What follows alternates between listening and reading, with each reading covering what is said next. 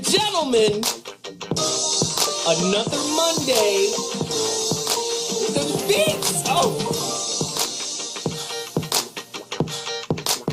we on fire today. Man, we got another riveting topic just waiting off to the side. So what morning back in the building. T Radio V, that's Radio NTV. Man. It's going to be an incredible show today. Listen, get to your phone lines at 855-878-4652. I know I give out the number all the time and don't take calls. How fucking crazy is that? Pardon my French. Mon frère. Anyway, I promise today I'm taking calls. So get to your phone line. My man, my engineer, Baby Teen Wolf Sr., right, will let me know who's on the line and I'm taking calls because today's topic is going to be crazy. But as is commonplace, let me get right to it. Community empowerment. Listen, I got people, I wanted it to go a little bit, but that's all right. It was just beautiful. I got somebody sitting in the studio right now. But before I get to him, I want to speak to who's on my call. I got somebody on the line right now. It's very important that you guys get down with what we doing after the show. Veronica Conway, holla at me. We doing this call again? Hey, Zoe, we're doing it again. We doing it again. Yes. So for everybody who tuned in yesterday, it was crazy. Or last week. The Black Mastery Reloaded Boot Camp conference call that I hosted for Veronica Conway, she dropped bombs on people. Listen, we're doing it again, 2:30 today after the show. Veronica, what's the number? How do they connect with us and join this call? Because I thought it was excellent. People have been hitting me all week long. How do they get to you? Yeah, thank you, Zoe. Yeah, we're doing it really by popular demand because there's been a really insatiable demand for figuring out this entrepreneurship game. So it's 425-440-5100. That's 425-440-5100. And the access code is 636-167#. And what's going to happen is 167#. What's going to happen is Veronica's going to text that to me, and then I'm going to tweet that number out. I'm urging you all, join the call today at 2:30 p.m. Pacific Standard Time. That's 5:30 p.m. Eastern Standard Time and 4:30 p.m. Central Standard Time. Get at us. She's going to give you business tips, jewels, knowledge. It's crazy. If you got a business, if you're an entrepreneur, well, wait a minute. If you're a wantrepreneur trying to become an entrepreneur, she's going to show you how to get from wantrepreneur to entrepreneur. She's that good. She's that helpful. Call her. If you got a business, you want questions answered, this is the person to do it. One more time. What's the number and the access code? Sure. It's 425-440-5100. And the access code is 636-167#. Okay. You're going to have to say that slower with a little bit more sultry on it. One more time. Okay. Yes. So the number to call if you want to get your entrepreneur on is Wait. Think satin sheets while you're saying it. And go. It's 425 440 5100. 5100. And the access is 636 167 pound. 167 pound. Ooh. Yeah. Thank you. Oh, goodness. We're going to see you in a minute. Thank you for reaching out again, Veronica. Appreciate you so much. We got to move quickly. I'll see you. I'll be talking to you a little bit later on today. And in the studio, we got to keep supporting. We just got to keep supporting. That's just the bottom line. My brother's in the studio. Hassan, tell them what you do and why you do it and where they can find it. Let's go. I'm into fitness. HKM trainer, weed juice. I sell 100% natural fruit and vegetable juices. You can buy them online. I have different products: energy, recovery, immunity, detox. I offer cleanse packages, and that's it. Everything's good for your health. Everything's good for internal cleansing. You want to clean from your body from the inside out. I need some cleansing. Right. I'm Everybody full of needs some shit. cleansing. Everybody knows it. I'm full of shit. Listen, I've been promoting black businesses, just cause for the longest. This ain't about Ferguson. This ain't about September 8th. I keep doing this. I'm not going to stop doing this. I think we have to continue to recycle black dollars, and that's why I keep bringing these businesses to your attention. Hole in the Head, DVD. An amazing story about this brother, man, who was experimented on. He recently died.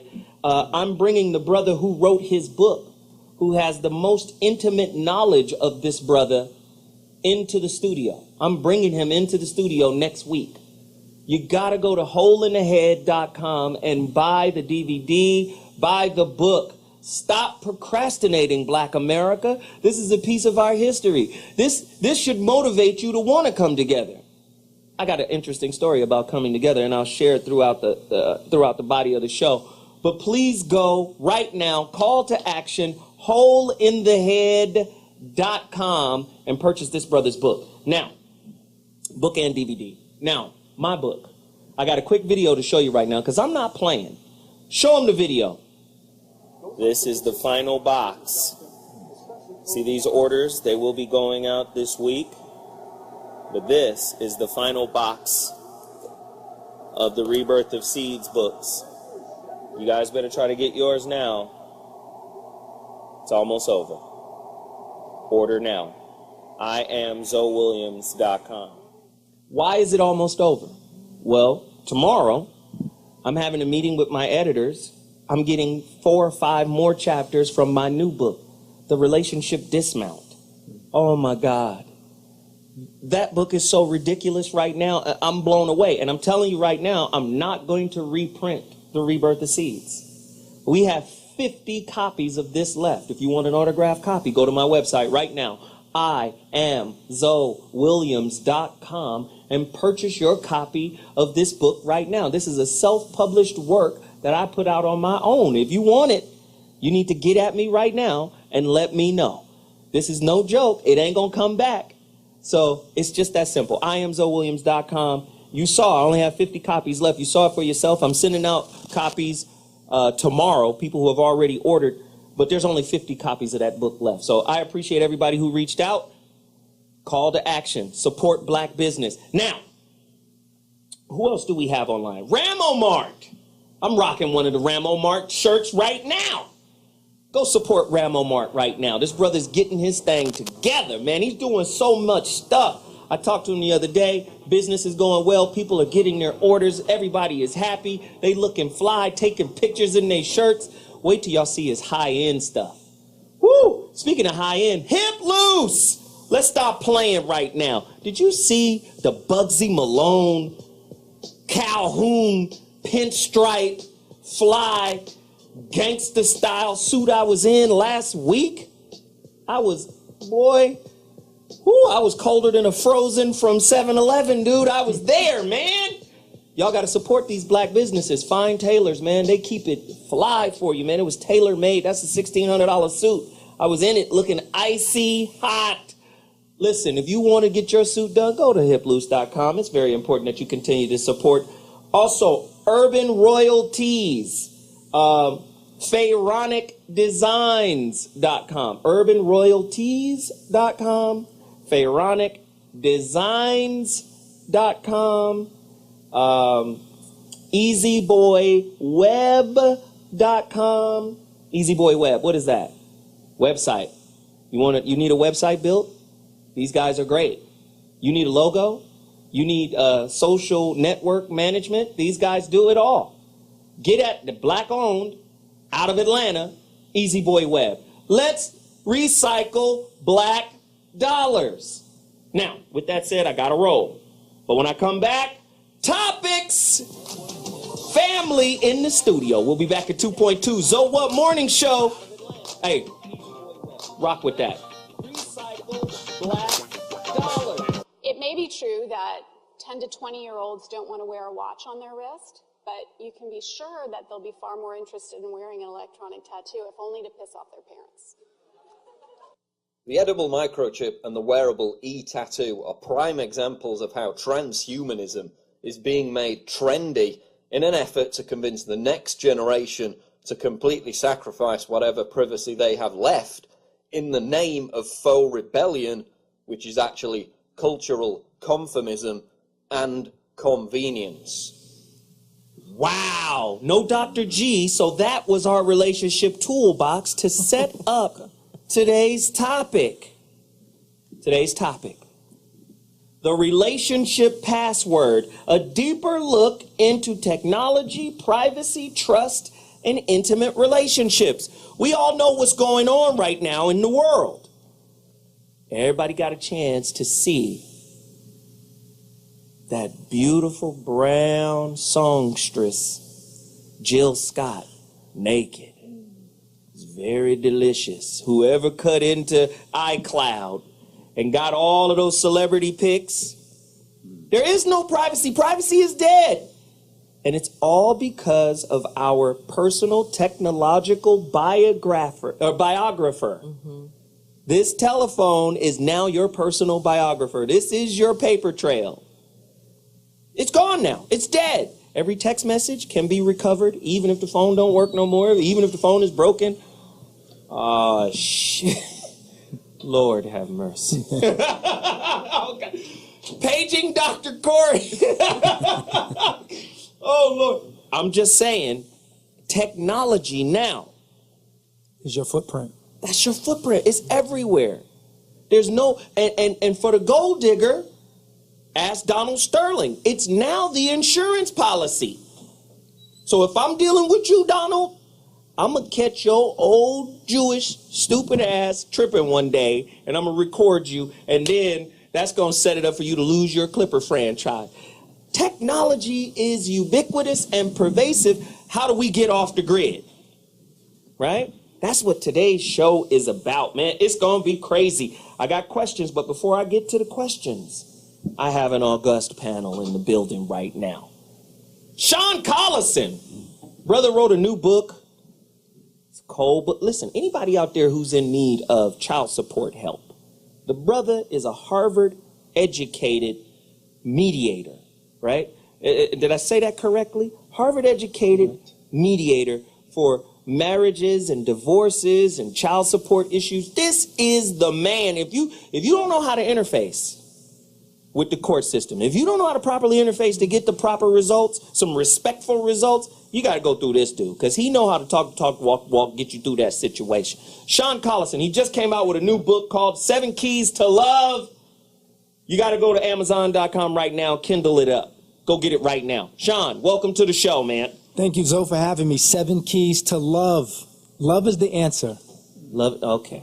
Love is the answer. Love is the answer. It's that simple. Yes. Oh, Jesus. I love it.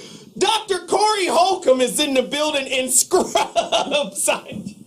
I can't stand you right now. Why are you in scrubs, man? I don't know, man. Like, I ride my motorcycle. I ride a motorcycle, and I don't have a motorcycle license, so I feel like they won't pull me over if they see me in scrubs. They feel like I'm going to help somebody.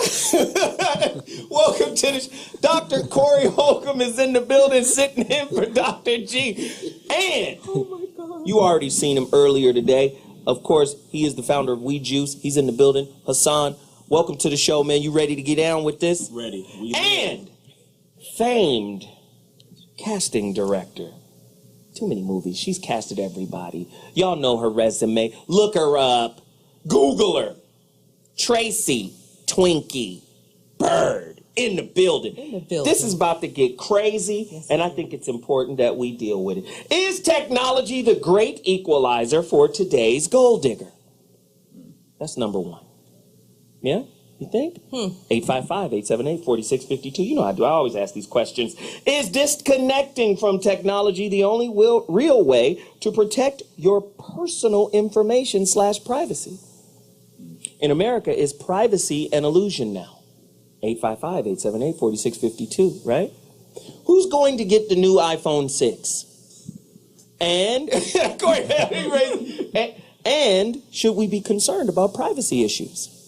What about the new Facebook Instant Messenger that they're forcing you to use if you're going to contact people on Instant Messenger via Facebook? And why are they forcing us to use it? And what are some of the pitfalls and holdbacks on that little situation regarding your privacy?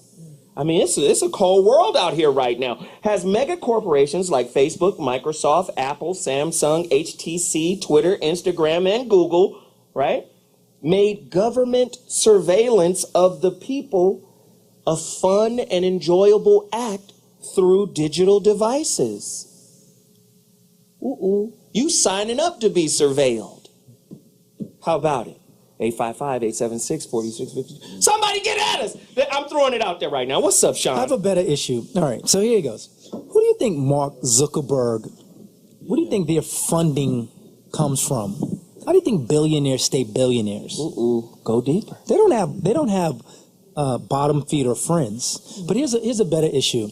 I challenge anyone out there who actually, when they signed up for the iPhone, I go back as far as the iPhone 1. No one read the agreement or the contract. None of y'all know what you signed. I don't care if it's 6, iPhone 30. No, everyone just wants the phone. Let me get out of here. I don't care if it's Boost Mobile, who it is. You've signed away. You've waived all your rights. Wow. So it's not even a matter of, do you know you're doing it? You just didn't even read the contract. Even when you download an app and you want ways, you want these apps to, kind of cool on your phone, I'll tell you the trickiest one was the screensaver. You downloaded this really nice screensaver of your favorite car. Next thing you know, everyone knows where you are. There's another one, the flashlight. The flashlight, when you accept the terms, you accept to install it, you've allowed that company. The only reason you got it free, you didn't really get it free. You donated all your information in your phone. Well, the phone is now doing the work of what a private investigator used to do back in the day. Corey, speak to that, bro. No, so what I want to say is, are people just dumb, or are villains allowed to do their thing? Because then they won't let a certain class of people have this type of information. Who is that? The brothers and sisters, if you ask me, because we at the bottom of the totem pole when it comes to rights in this country. So what I'm saying is, they have this stuff, and a lot of people don't read their rights. But why are they allowed to be pimped like that when there are things that happen in this country where the government will intervene? Wow. Twinkie? Well, I've recently been Googled. Have you? Now that I'm dating and out there, somebody done looked up your resume, yes, prior to the second date, I was Googled, and I was put off a bit. Was there a change in his behavior after he Googled you? Well, there were a lot of questions about what it is that I actually do for a living and what is that like, and the whole conversation became about my career, as opposed to finding some other way to communicate so that we can actually, find a commonality and use personality. And so for me, it just stopped everything in its tracks. And I was shocked. I was taken aback. I'm going to ask everybody, starting with you, regarding technology, intimacy, and trust. would you trust your partner enough to give him all of the passwords to your devices and vice versa? Okay, good question. And whenever I say good question, no, good question. But do you have something to hide, Twinkie? No, I feel hiding. I don't require it though. If he really wants it, he can have it, but I don't require it. Good. And if I require it, that means to me, I feel like that means I don't trust. I don't want it. I'm not interested in having your codes. But doesn't technology in and of itself isolate and insulate us and make us less trusting? Because this is my profile, this is my device, this is my stuff. Go ahead. But when it comes to giving out passwords or anything like that, that's not something somebody should ask for. That's something somebody should be given. Because I will tell somebody, if I haven't given it to you, that means we haven't gotten there. And wherever there is, I can't define that, but I haven't given it to you, so we just know we're not there yet. Wow. And that's not mean, that's just straight up. We ain't there. So listen, we'll be right back, and the rest of our panel, Hassan and Shawn, will answer that question. And guess what? On Twitter, I'm reading off your responses. Listen, do you trust your partner enough to give him your password and vice versa? Tweet me right now at Zoe Williams. And again, I gotta say this. Last 50 copies. Don't play yourself. I am Zoe Williams. Order it right now. I'll be back. Holla! Yeah. So, is this another example of where things just go into a cloud? I mean, all you are is a contractor that spent $300 or $400 million. No. So it goes to some amorphous cloud, and then it comes back from down on high. Who wrote that? I'm not clear as to who wrote that.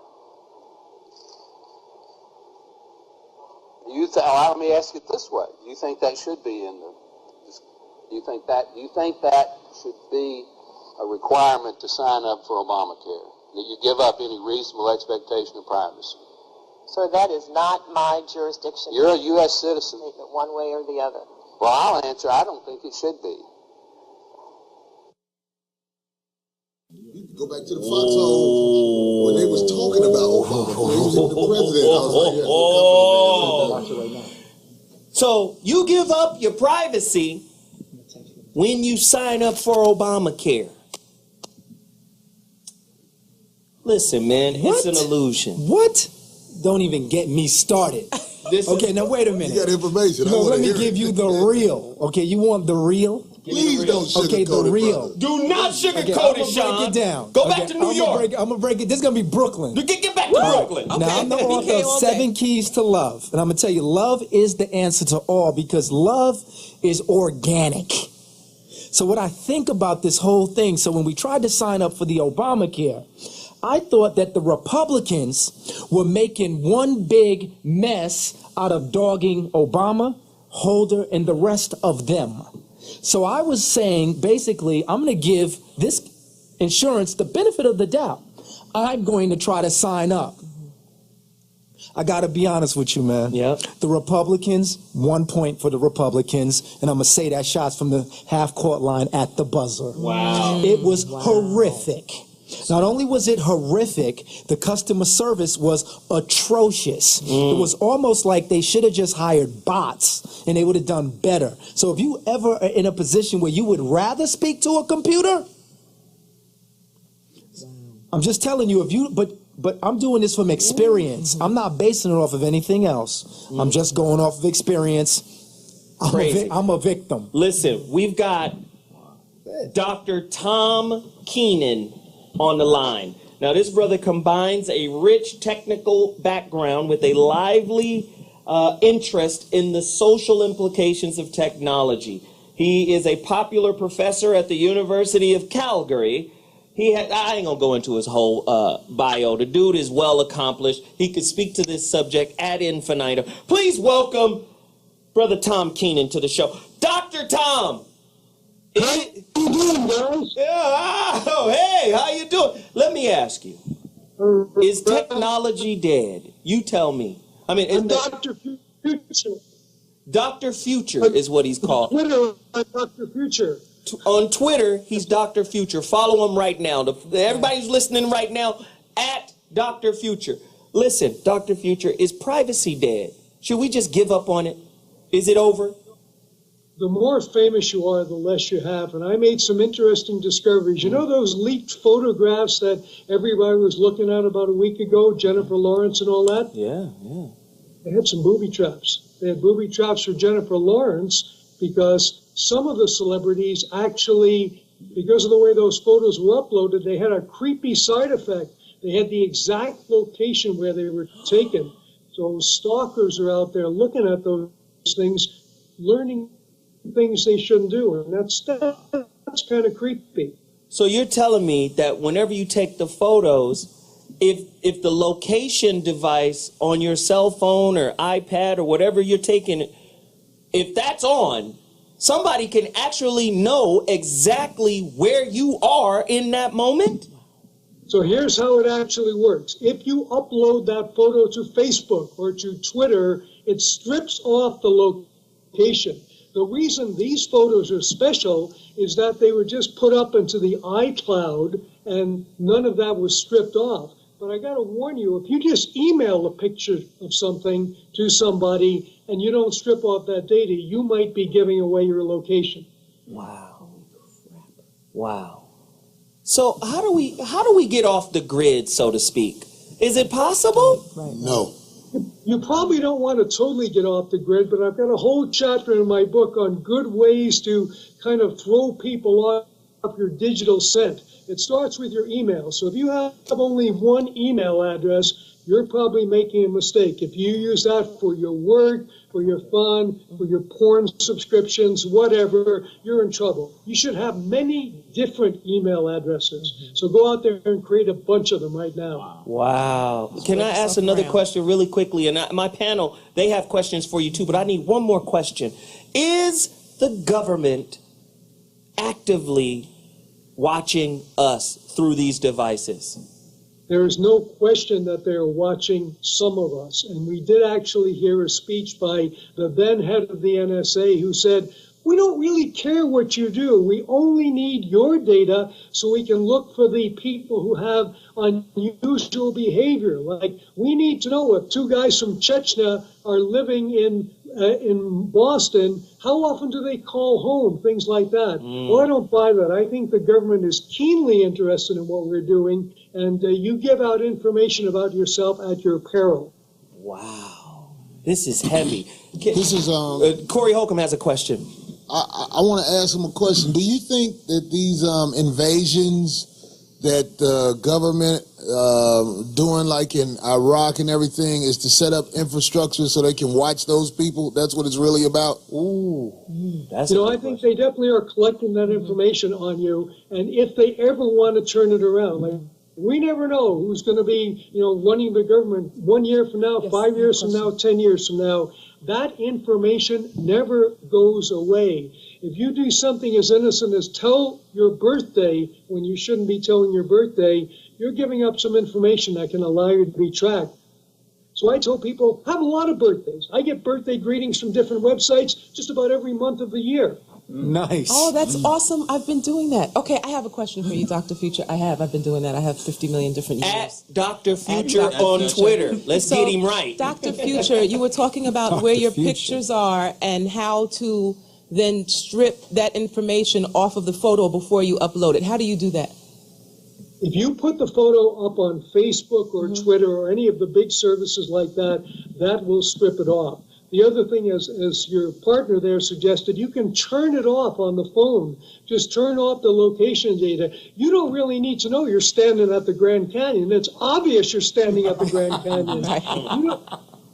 You don't want to know where that office party photo was taken. You probably want to delete that photo and not know exactly which couch it was taken on, right? Right. Wow. Right. Wow. Okay. Good point. So let me ask you, Dr. Future, do you have a book or a website, or how do people connect to you and get this reservoir of information that you have access to? I'm glad you asked. I have a brand new book that just came out called Techno Creep, all one word, and it's available online, it's available in bookstores, and it also has a companion website, technocreep.com. So on there. I make blog postings to keep things up to date. And as I said, that book will give you a pretty good head start in defending your digital persona. Be very stingy with your information. And in the book, I try to teach you how to do that. And you know what's crazy? Women don't need any help in relationships to snoop. They're already relationship bloodhounds. Don't give them super science technology to back their bloodhound relationship tendencies. Women know how to snoop now. You saying we don't? You saying women don't know how to snoop? I'm not. Tracy doesn't agree. Necessarily. Oh my gosh. Well, no, 90%. Men snoop. I'm not saying men don't snoop. Say people snoop. Who is the better snooper, men or women? People snoop. Okay, I got an Women answer. snoop on people they definitely never the met women, before, and the reason just is to I have see an how they example of a look. book called Boyfriend Tracker. This is an app that you put on your boyfriend's phone. What? And it not only resends all his SMS messages, the girl who's interested in it can actually turn his phone on remotely. You can turn the camera on in the phone and see what he's doing behind her back. Wow. Can you see that on your phone? Oh, yeah, it comes right up on your phone. What is the name of the app? One more time. We got to get that out there. It's called Boyfriend Tracker. It's Brazilian. Rastreador de Enamorado. But there's a lot of them out there that will, as long as you can sneak it into somebody's phone, they will give all this information. But it is a bad thing to do. You've been warned. It's a very bad thing for your relationship. Let me just say this. Dr. Future, you were a great guest, man. I so appreciate you. Whenever you want to come back, please come back, man. This was good information. My pleasure, guys. All right. Thank you so much. We got to go to break. When we come back, we're going to go even deeper. The relationship password. Is privacy alive or dead? Sounds a little dead to me. We'll holler in a minute. Holla! Holla. 2.5 hours of music each day, along with almost 5 hours of TV and movies, almost 3 hours of internet and video games, and 38 minutes of good old-fashioned reading. That's 75 hours of media a week. Oh, and it doesn't include the hour and a half spent text messaging each day and the half-hour chatting on the cell phone, just one of the gadgets that makes all of this possible. You don't have to sit down in front of a TV anymore and watch television at the time a show is broadcast. The kids can watch it on their laptop in their bedroom. They can watch it on their cell phone on the bus on the way to school. Now, as for homework, if you are trying to study and you go on Facebook, you get really distracted. Turns out that multitasking has a price. Among the heaviest media users, about half get C's or lower in school, while only a quarter of light users report bad grades. You get a Facebook page? No. No. Why not, Mom? Still a little too young. With watchful parents, 10-year-old Katie Semak is in the minority. Only around a third of the kids surveyed say their parents put limits on TV or computer use. But in houses with even minimal guidelines, kids' media consumption drops by nearly 3 hours a day. When parents set guidelines, it actually has an impact. When I was a kid, we actually played with sticks. There's no putting the digital genie back in the bottle. Hey, maybe a virtual stick. A virtual stick. So the best you can hope for, Mom and Dad, a little more moderation. We're kind of living in this perpetual state of distraction and interruption. Which is dangerous because that mode of thinking crowds out the more contemplative, calmer modes of thinking. And that focused, calm thinking is actually how we learn. It's a process called memory consolidation. And that means the transfer of information from our short-term working memory to our long-term memory. And it's through moving information from your working memory to your long-term memory that you create connections between that information and everything else you know. So you've got this awesome life-changing piece of information in your short-term memory, but then you hear that email ding and poof, there it goes. Wow. Yeah. Tell me we ain't living like that. Yeah. How many people you know, right, in relationship, maybe it's you, go to bed with the cell phone. You in bed with your woman. You texting, you're on Facebook, or she playing Candy Crush, or playing one of the little farm games with the little animals, right? Again, technology isolates and insulates. Now, I think it's isolates and insulates, right? My profile, right? I'm a personalized, remember, everything's personalization, right? I'm a customize and personalize this. I'm in my own little virtual world, not knowing that you're subtly killing intimacy. Yes. Right? Because the number one form of communication for teens is what? Smartphones. Texting. That's all They have a cell phone, but they won't talk to you. No. Right? Everybody knows by now, my son, just committed to the University of Auburn. And Bruce Pearl came out with his coaching staff last week and met with us, before, he went to school. And we were sitting down talking and strategizing plans, as far as academics and what he needs to do at school now. And he told us, he said, man, your son is good. Because when I text him, I may text him a bunch of stuff, and he'll respond with a paragraph. So most kids respond with, gotcha. Thanks, coach. 2 words. Your son will say, thank you, coach, and I'm working on this and that, and rehab went well. And he said, this is why we want him to play point guard, because he's a leader and he talks, he communicates. Most of these kids are talking through a device and not to a person. I mean, it's a really isolating, insulating kind of thing. So how many people out there know this in their relationship or feel this in their relationship? You feel like maybe you're in a relationship with a woman or a man who's in relationship with their cell phone. Yeah, right? if I'm out on a date with somebody, or if I'm even just at a meeting with somebody, I observe them in their social media. And, like if you're at a table with somebody and most of the time they're on the phone, that's all I need to know about you. Get the hell away from you. Wow. That's a good point. That's a good point. We got callers on the line. Ronan, you're on line number 2. Holler at us. Ronan? Yo, what's up? What's up, man? How you doing, brother? Welcome to the Zo What Show. Talk to me. Hey, maintain it, man. I definitely glad you guys came on this topic because, this has been a situation I've been seeing as of late. Seeing how we were talking about how people talk at each other and not to each other, and we definitely affects how people. I remember when we were younger, we used to, on our social network was when we went outside and interacted with each other. We learned problem solving situations. We know how to do conflict resolution. But now you have people who just have these internet ultimatums, and when you're in a relationship with a chick, now it's just stuck with you have these ultimatums. So I need to see your password, or they're looking for someone to co-sign the lives that they're living. With Photoshop and everything like that, they can be something completely. They can be these avatars, these walking avatars, until you meet them in person. Wow. So I think that while in some instances technology can help, in many ways it becomes a comfortable prison with amenities where we deal with. So that's why I always tell people, you need to be careful because you allow your comfort zone to become your coffin in many levels. So, hey, brother, I appreciate that information. Thank you for chiming in. I'm glad I was able to get you on the line. I know you called in a couple of times a few weeks back, but thanks, man. We got Uncle Bobby on the line. Hello, everybody. What up, Bobby? Bobby. Yes, sir, man.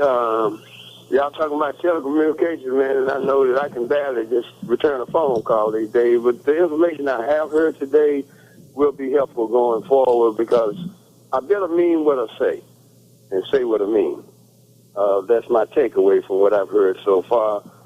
Thanks for giving me a moment. And speaking of communications, we do need to have an emergency meeting and figure out what we're going to do with the Judases of our species. And we're going to start with Chris Carter. But back to the show, though. Wow. He sold his mom out on ESPN. Word, I saw that. Hey, but let's tie that in. That's a good point, Bobby. Let's tie that in. To be in good favor with Master. Let me just tell you right now.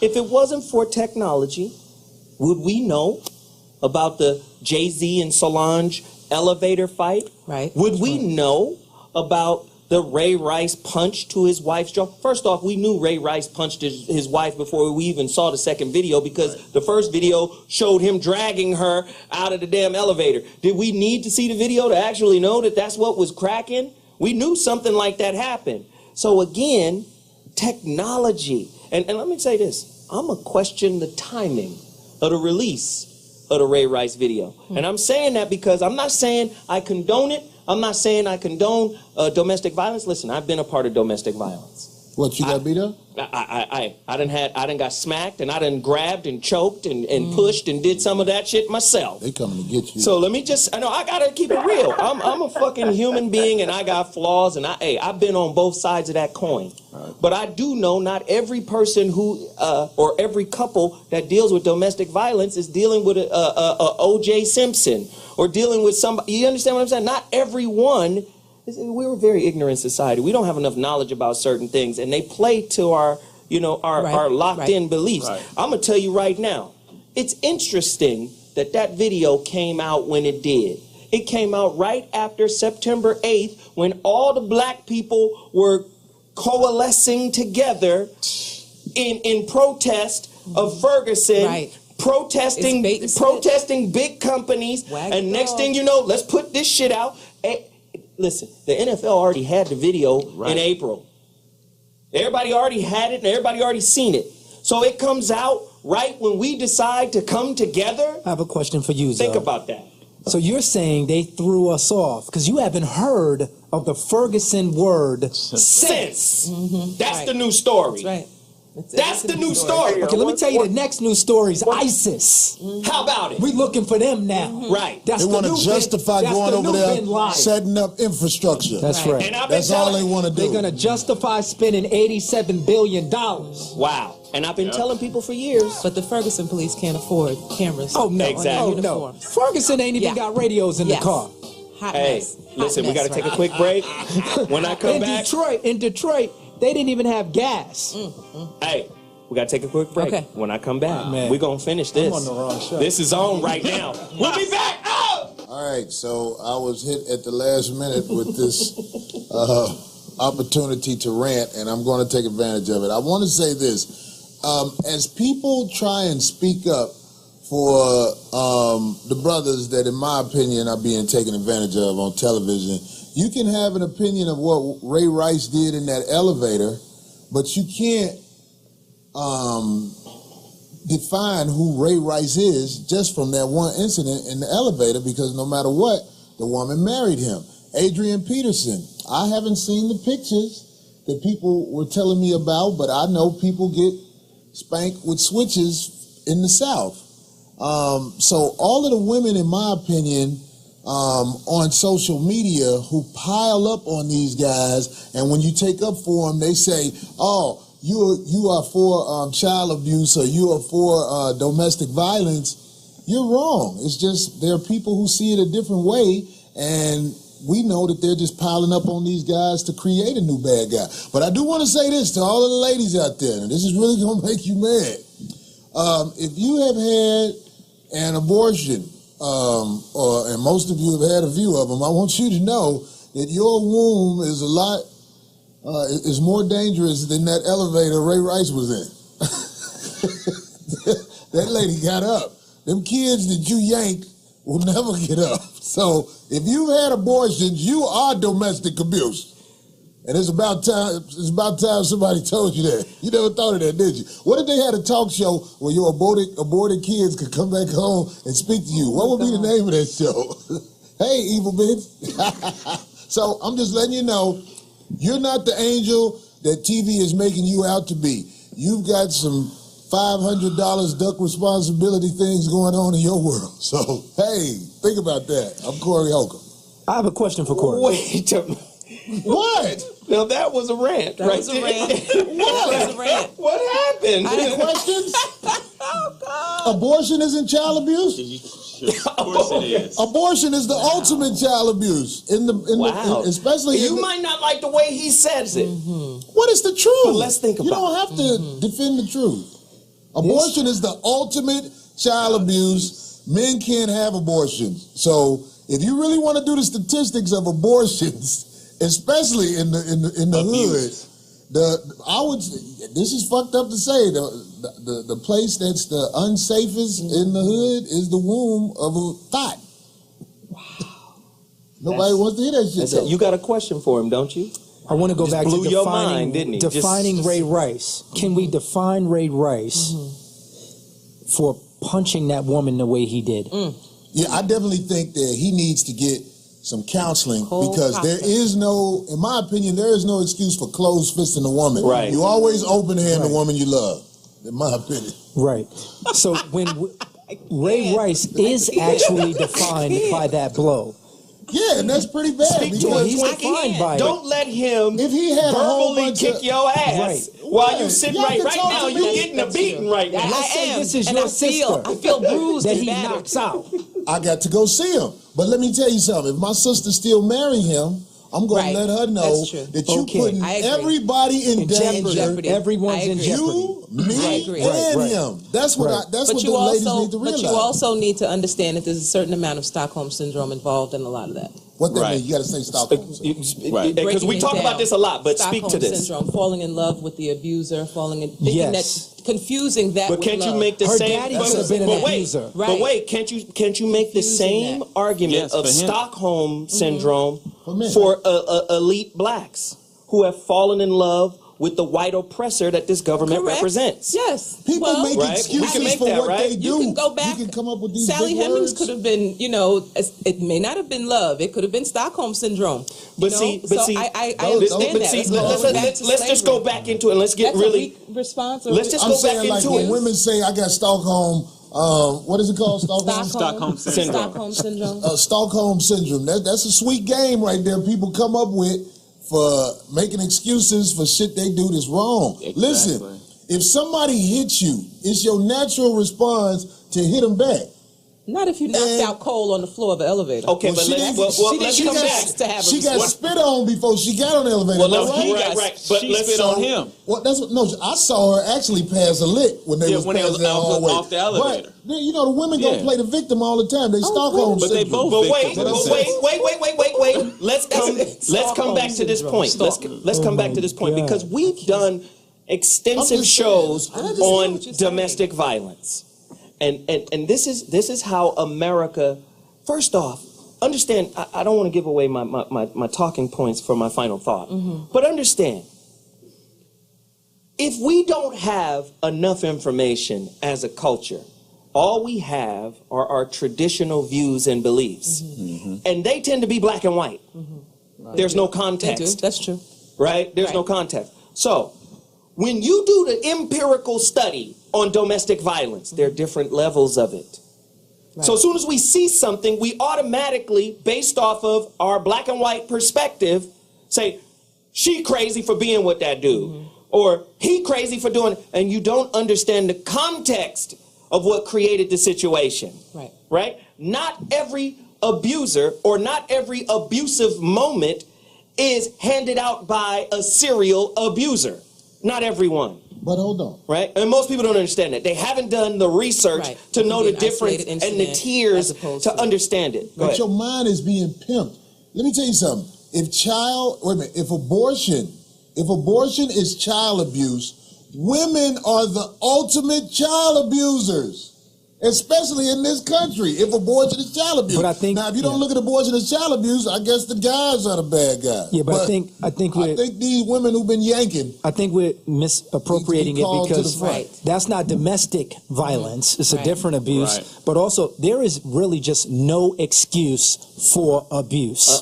Period. End of story. Women can't hit men. Period. And men can't put their hands on women. It can't be done on. It's a two-way street. Have you ever hit a woman? So Sean, if I'll give it to you like this, though. I'm going to tell you like this. If that woman jumped all over Ray Rice, punched him or whatever she did, Ray could have made a choice and not got on the elevator. He could have went to the valet parking. He could have gotten his car. You have a choice. Men and women have a choice. I have daughters. He better have a choice. I have a daughter too. He better have a choice, or he gonna deal with Glock. Magic Johnson said something about Ray Rice being whatever, but Magic Johnson brought that package home to his wife. What was worse? That's abuse too. Exactly. That's another kind. Everybody's a hypocrite, man. Everybody's right. But see, the birth of hypocrisy is black and white thinking. It's absolute thinking. This is the absolute right way. When you say there's no excuse, first off, there's no excuse. First off, saying there's no excuse for violence. But no, hear this out. Saying there's no excuse for violence is like saying flying pigs exist. Right. And I'll tell you why. Because aggression and violence is a part of the human condition. Right. Yes. Period. Yes. Period. Right. So to me, to say there is no excuse for abuse is a fantasy. And it's something we would hope to achieve through human evolution. Right. It's not something that we can legislate right now. Most people who say that don't understand brain chemistry. No. Let me legislate it right now. I'm just saying. You cannot put no excuse for abuse in the same context. As soon as it crosses over the threshold to abuse, no one deserves to be abused. So what happens? First off, deserve is the wrong word. Right. It's not about deserving. Listen, first off, we're not a spiritual society. Say I hit you because you hit me back, you're saying you deserved it because you hit me. No. That's tit for tat, and that's not necessarily deserving, right? When I talk about the reason why this is problematic, that's true. What happens is we approach it from a black and white stereotypical concept. Men are never supposed to hit women. And what it breaks down to is impact. If a man hits a woman, he hurts a woman, he breaks a woman. Right. So now there is this unidirectional kind of response in terms of responsibility. And we never hold women accountable for creating an environment that produces a violent man. In this country. I'm just saying. And that is... There's other countries where them bitches know they can get killed. Right. And then look at it from this perspective. We are the type of culture that traditionalizes trauma. We memorialize trauma. Never forget 9/11. Right. Yeah. Never forget the Holocaust. Never forget this. So we keep wounds alive. We turn wounds into heirlooms. Yes. True. Yeah. True. Do you understand what I'm saying? So now, Ray Rice hits his woman because he loses control, and it becomes the reliving of domestic violence for every woman who's ever gone through it. Right. And then they categorize him as an intimate terrorist. We'll be back with a break. He becomes the symbol. Now Robin Givens' old ugly ass is back on TV talking about Tyson. 9/11 has provided a license for European countries, for United States, Australia, Canada, South Africa, and others to develop spying systems that affect all of us. So who here has an iPhone? Who here has a BlackBerry? Who here uses Gmail? Well, you're all screwed. Perhaps the more important lesson is how free the intelligence services, not only of the US, but also in the EU, are to do whatever they like. I think it's very important to look at ways on how to strengthen scrutiny of intelligence services activities and surveillance of citizens, which at the moment is very much open and subject to very diverse legal settings. These days, connectivity is vital for the economy and security, but individuals' right to privacy is a very high price to pay. Wow, this is heavy stuff, man. Listen, we got a special guest on the line right now. David Polgar is a digital lifestyle expert who explores our evolving relationship with technology from an ethical, legal, emotional, and sociological framework. He's done TED Talks. He's been all over the world. This guy knows his stuff. Welcome to the So What Morning Show, David. Talk to us, man. How do we protect ourselves? Is privacy dead? Can we protect our privacy? How do we get out of this lock? Listen, you know, you can smash your phone. You can take out your teeth like a conspiracy theorist, right? You know, in 12 Monkeys or something. But what it comes down to is privacy is not dead. A lot of people like Mark Zuckerberg 2 years ago predicted that it was dead, that millennials growing up, so-called digital natives, didn't really care about privacy. But it's turning out that people do, right? It's just the learning curve is really starting to kind of catch up, where we say, all right, well, how much do we want to contribute to the ability to really deplete our privacy? Wow. So privacy being dead is intrinsically connected to our ability to participate. If we don't participate, we got privacy, is what you're telling me. Wow, he just said, I'm going to nod my head. Well, I guess that, people watching me, but I'm just going to nod. Yep.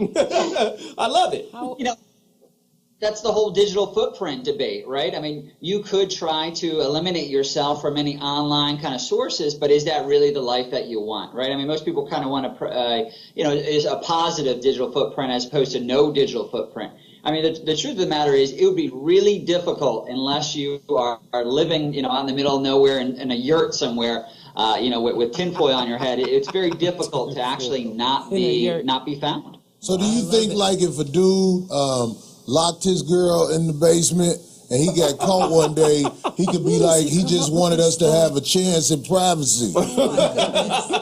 That's Corey Holcomb. I would probably draw the line at, extreme violence. I'd probably say, if it sounds like somebody's in the basement, you got bigger problems than privacy. But truthfully, a lot of cops right now, they utilize the smartphone GPS enabled to track the person down. So hopefully in that case, that actually would be a positive of tech being able to be being utilized. And maybe in the near future, we'll see what drones do if they're tracking that person to hopefully save the woman in the basement. So, David, are you telling me that the constant march forward of technology is really now, not only is it killing privacy because of people's willing participation in it, but now, because technology, it triples and doubles every 180 days or something like that. So now, living in a society without privacy is starting to be cool.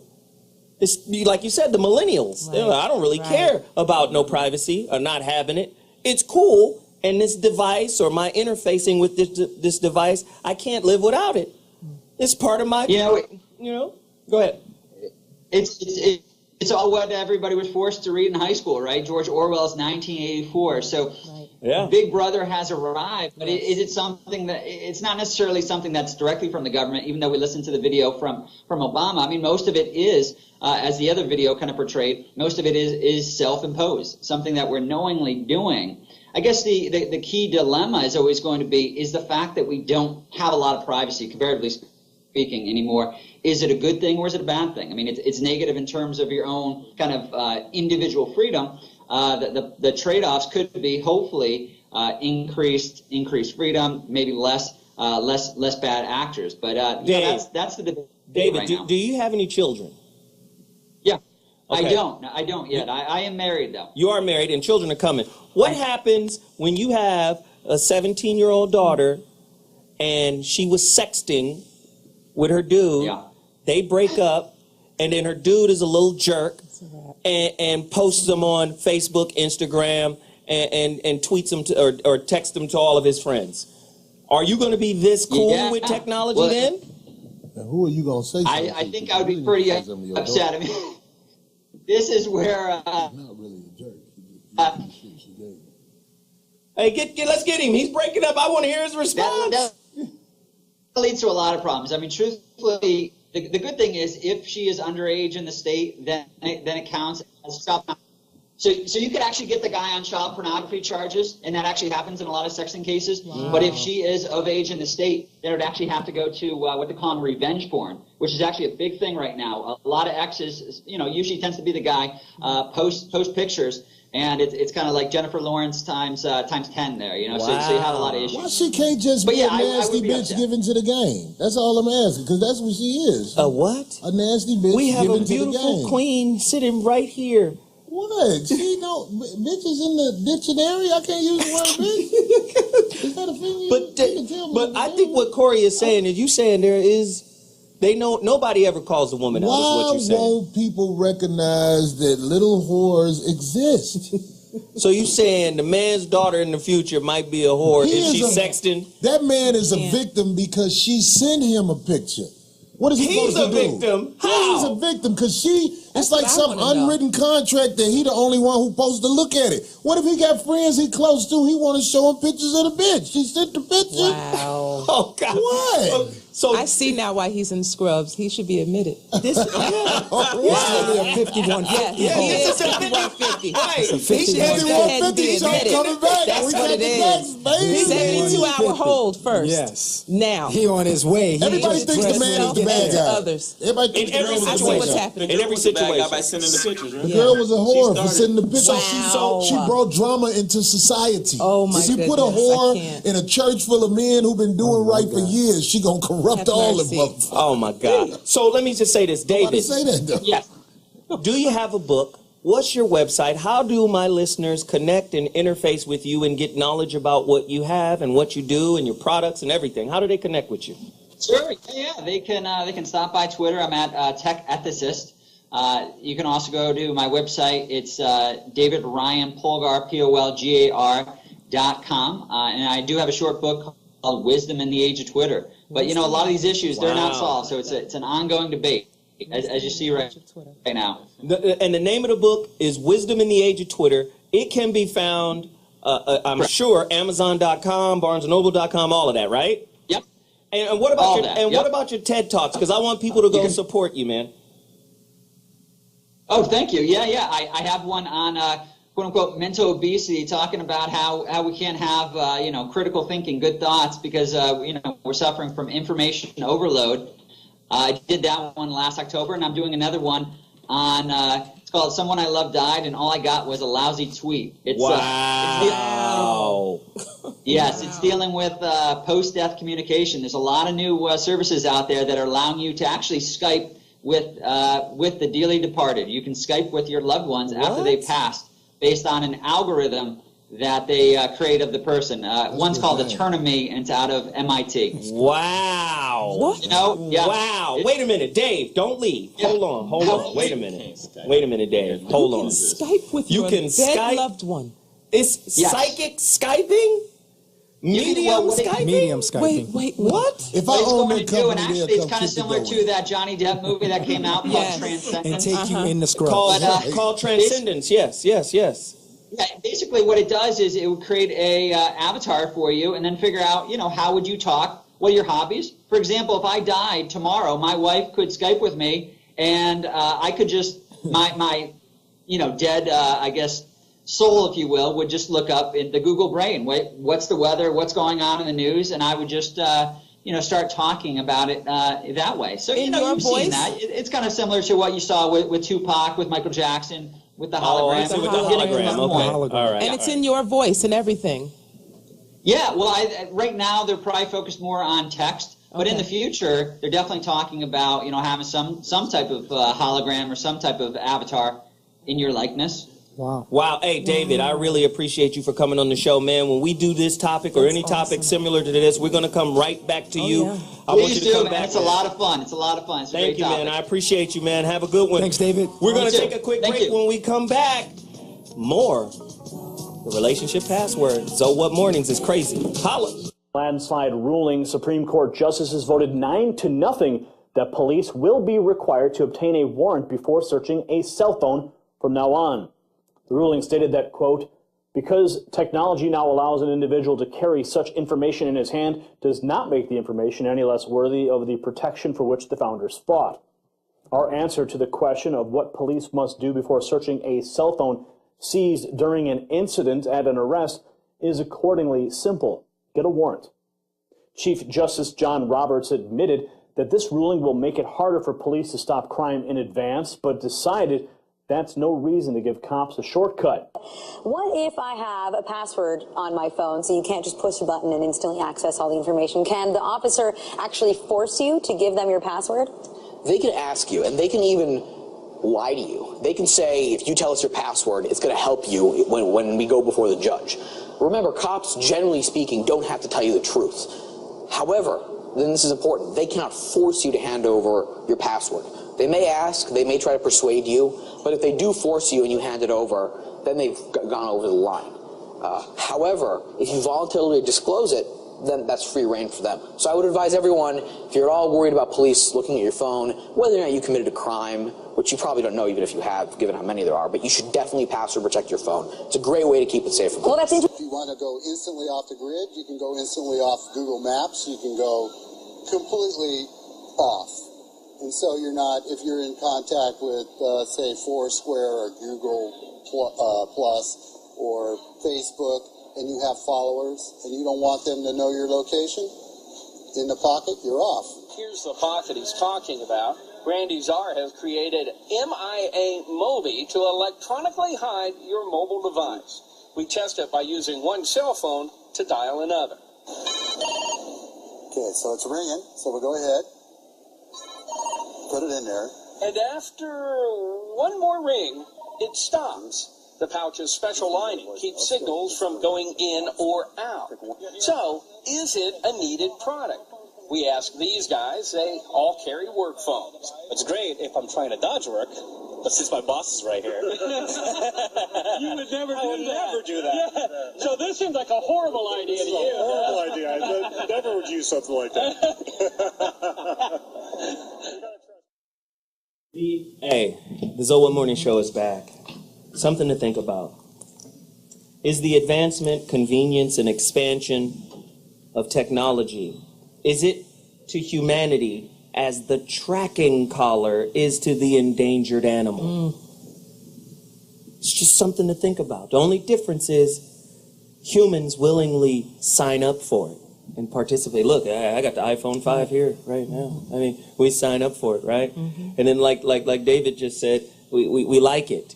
We want it. Right. And it's not cool if we don't have it. Right. And then, go ahead, Corey. But I'm asking you, Zoe, like when we talk about what we've done, why do people always talk about if you don't vote, you are a part of the negative shit in society? You know what I mean? But if you vote and these people are supposed to have your back, why are you still getting pimped like that? That's what I'm saying. It's a great question. I'm saying, like, why would you vote if you have common sense? That's a big question, and we're going to get to it. Right now, we have a guest on the line, Sarah Carey. She is the producer of MTV's Catfish. It's a television show. It's a great show. My daughter watches it. It's off the charts. Listen, Sarah, come in and talk to us. How big? Hi, how are you? You good? How big is this catfishing phenomena? I saw one where the little girl was acting like she was Bow Wow.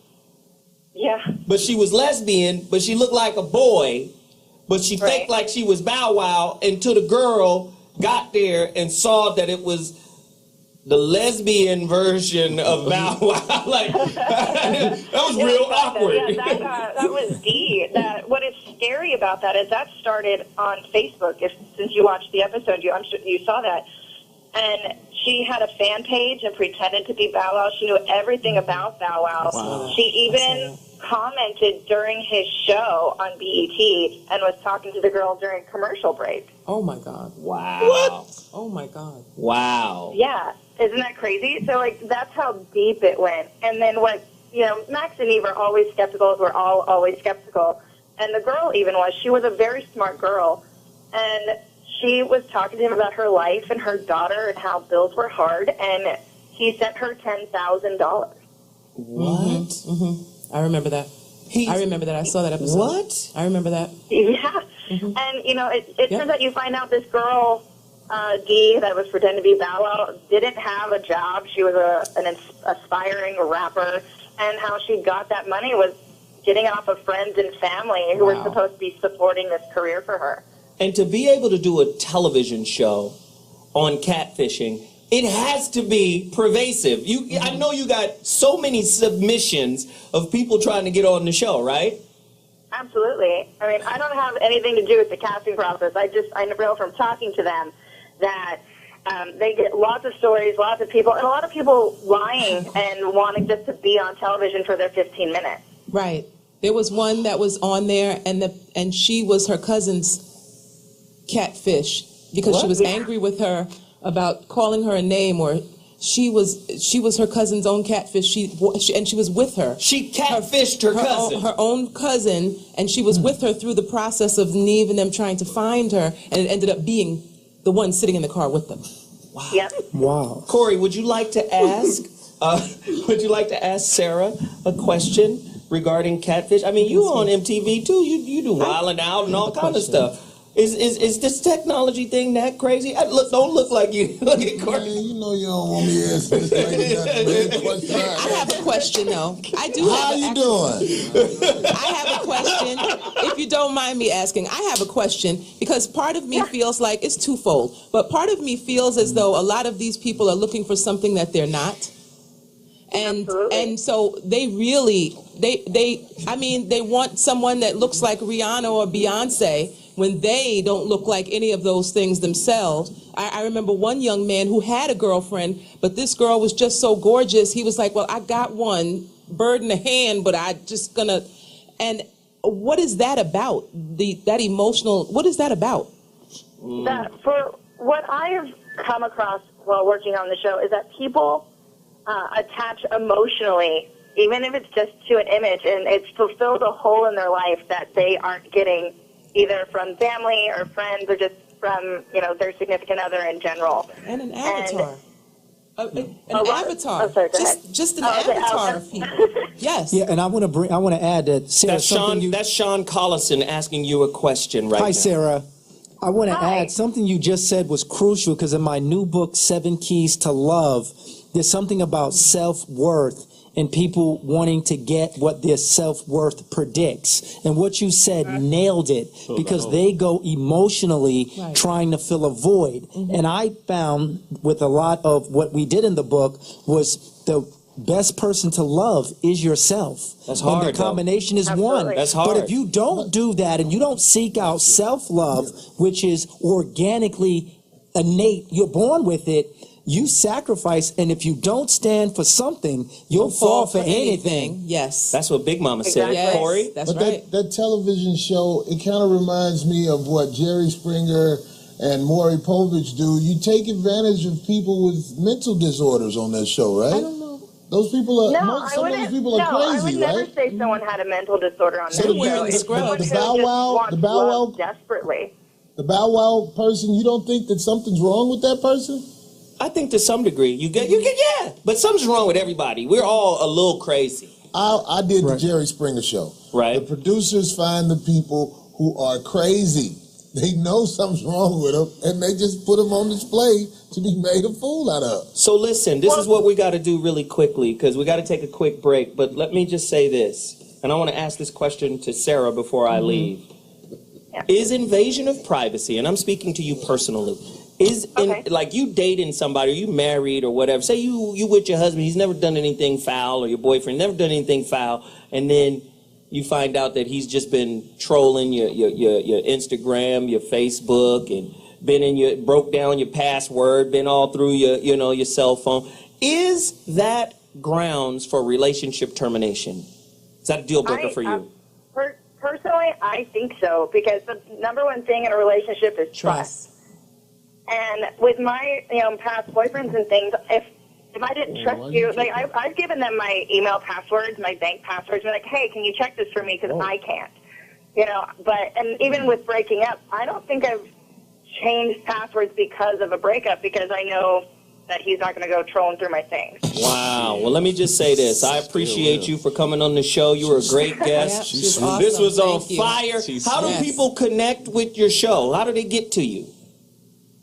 To me personally? Yes, to you personally. We seen your picture. They didn't put it up.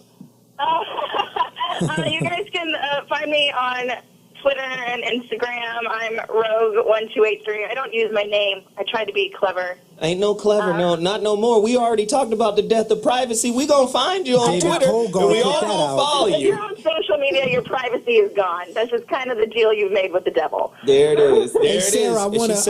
I want to cut a 7 Keys to Love book for the show and make sure that some of those people have a chance when they leave. Great. There it is. Hey, I appreciate you, Sarah. Thanks for coming on the show. We got to take a quick break. When we come back, we're going to be wrapping it. But, dude, this is a crazy show with a lot of information.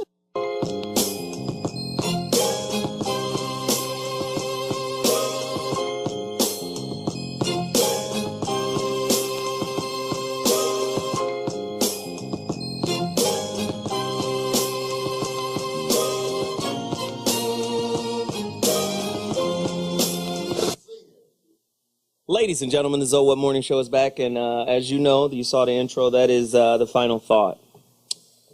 Let me just say this about freedom and privacy. Privacy equals freedom, because in your private time, that's when you get to be vulnerable, that's when you get to be yourself, that's when you get to let your guard down and just be. We're in America right now. Everything about America is pretentious, right? There is no truth. There is no honesty, right? The American government is a corporation. What is a corporation? A fictitious business. Real people are acquiescing to the demands of a fictitious corporation. Now, let that sink in for a second. I don't get to be myself at work because my bio-survival ticket money will be taken away from me if I am honest and truthful. Stephen A. Smith. He don't get to be honest and truthful on ESPN because there go your bio-survival tickets. Get them out the way, right? So our whole country is about pretension, which is a form of lies, right? I'm not going to tell you the truth because, it's politically incorrect, right? This is just the thing you should say. It's not polite. It's not whatever, right? So it's all based on a lie. Now, lies and black and white thinking. Right? Absolutes, social templates, stereotypes, right? All of these are in place. Pretension, stereotypes, all of these are in place, right? So now, on top of that grid, let's throw the death of privacy in on top of that. So now you can't even go in your door, close the door behind you and lock it and be you because you've got your personal biographer, right? All your taste buds, all your subtle nuances are being cataloged, categorized through your interface with social media, right? Let me tell you something. In order to craft the thoughts and behavior of a so-called free people, you've got to control the culture, personal belief, and history itself must be a play. We are all actors. And your role is prescribed by whatever belief system you have. And now that's not even private anymore. This is a cold game that's getting laid down. Let me tell you something. Let me tell you something that's really, really, really heavy.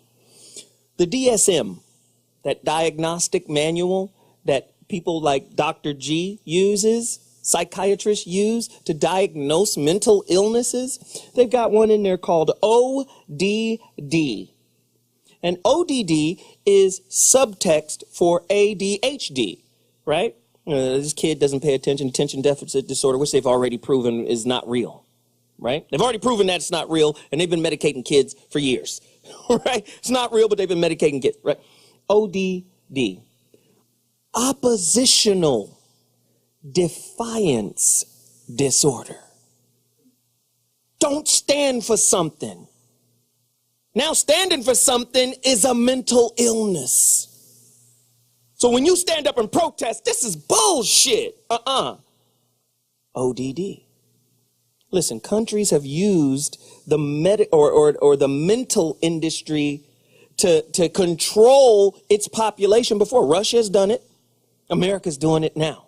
You can't even be a free thinker or a nonconformist thinker now.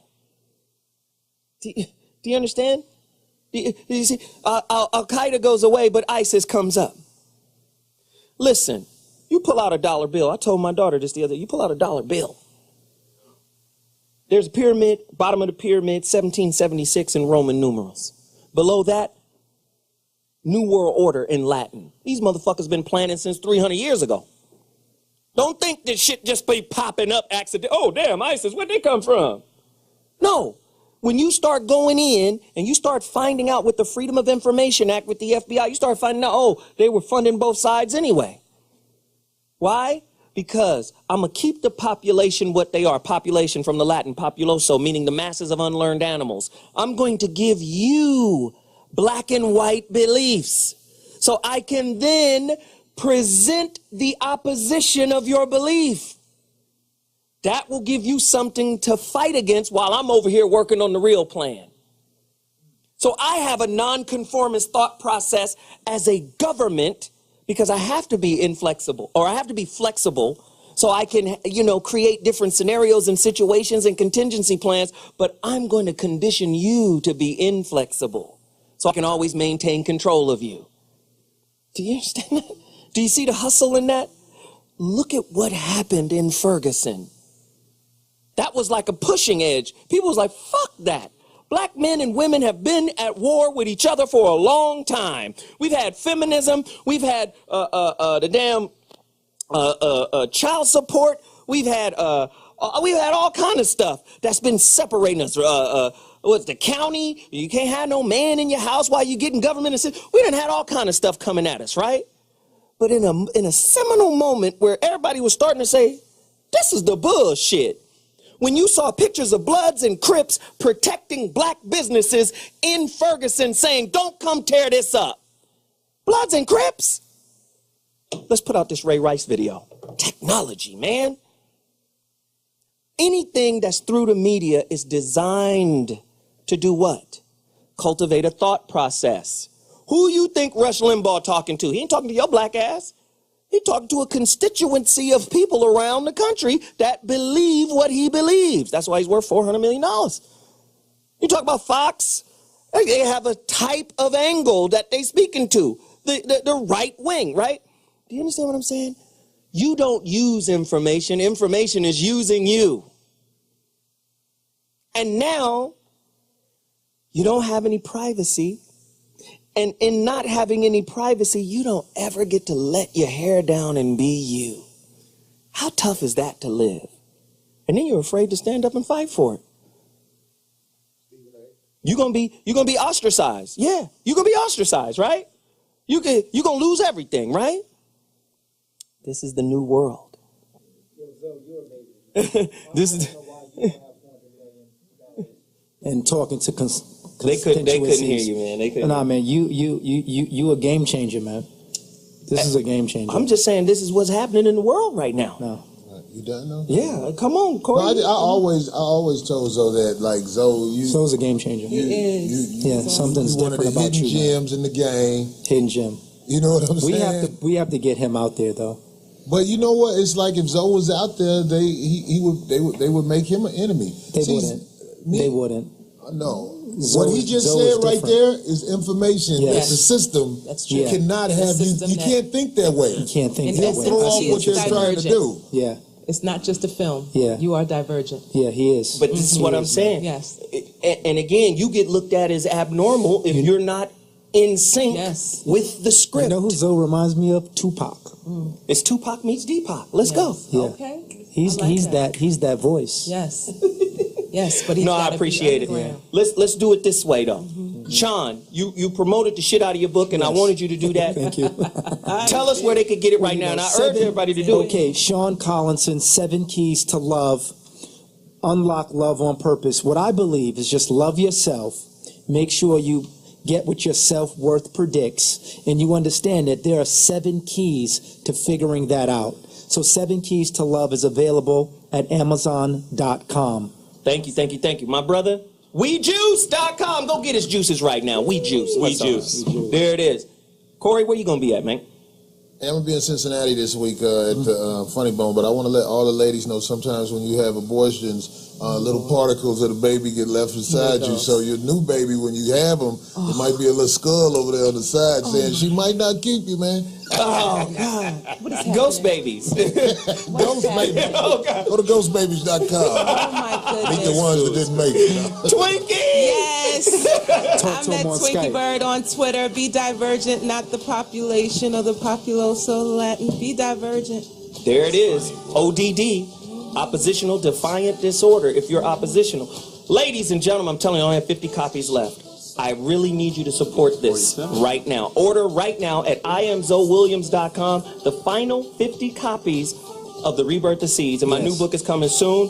Also, HoleInTheHead.com. They experimented on this, brother. Y'all need to go support HoleInTheHead.com. His story, his DVD, it's amazing. Please support. Hey, juice. And also, call me. I'm about to tweet out the number. Call me at 2:30. Me and Veronica Conway are going to do another conference call. I'll talk to y'all in a second. I love y'all. See you next week. Deuces.